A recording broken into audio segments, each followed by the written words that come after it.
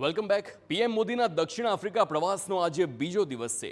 G20 સમિટમાં PM મોદીએ સંબોધન કર્યું કે જ્યાં તેઓએ વૈશ્વિક વિકાસની દિશા બદલવા 3 મોટા પ્રસ્તાવ રાખ્યા.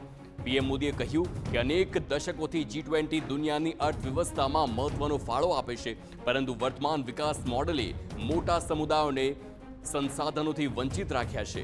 તેમણે સ્પષ્ટપણે જણાવ્યું કે આ મોડેલોએ પ્રકૃતિનું આડેધડ શોષણ વધાર્યું છે અને તેની સૌથી વધુ અસર આફ્રિકા અને ગ્લોબલ સાઉથ પર પડી છે.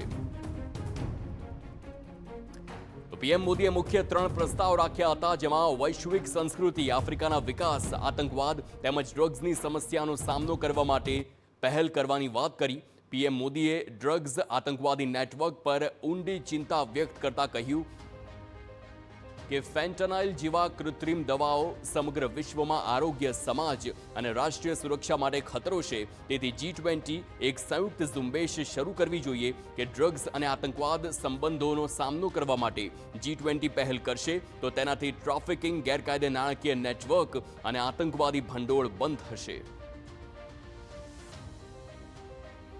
તો આ 3 પ્રસ્તાવ પીએમ મોદીએ G20માં મૂક્યા છે અને ખૂબ જ અગત્યના પ્રસ્તાવ માનવામાં આવે. એમાં સૌથી અગત્યની વાત છે જે ડ્રગ્સ અને આતંકવાદી નેટવર્કની કરવામાં આવી કે તેને કેવી રીતે અટકાવી શકાય તેનો પ્રસ્તાવ પીએમ મોદીએ G20 સમિટમાં મૂક્યો છે. અને એક મુખ્ય વાત એ પણ કહી છે કે જે પ્રકારે G20 ઇવેન્ટ જે વૈશ્વિક અર્થવ્યવસ્થા પર મોટી અસર પાડે છે અને તેમાં જો આ 3 મુદ્દા પર વધુ ફોકસ કરવામાં આવે છે તો ચોક્કસ તેની અસર ખાસ કરીને આખા વિશ્વ પર જોવા મળશે. તો એક સંયુક્ત ઝુંબેશની સલાહ G20ને આપવામાં આવી છે, પીએમ મોદીએ આપી છે.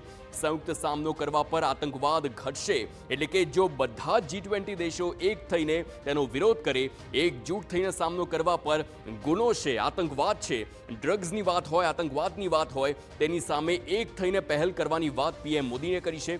ફેન્ટનાઇલ જેવા કૃત્રિમ દવાઓ ખતરનાક છે. ફેન્ટનાઇલ એક એવી દવા જેના કારણે મોટા ભાગે કેટલાક લોકો મૃત્યુ પામ્યા છે, તેનો દુરુપયોગ થતો હોય છે અને તેને લઈને તેની વિરુદ્ધમાં પીએમ મોદીએ G20 ઇવેન્ટમાં અવાજ ઉઠાવ્યો. સંયુક્ત સામનો કરશો તો જ તેનાથી ફાયદો થશે, એકજૂટ થઈ સામનો કરવા પર ગુનો અટકશે. આ તમામ મુદ્દા જે પીએમ મોદીએ પ્રસ્તાવ G20 ઇવેન્ટમાં કર્યા છે.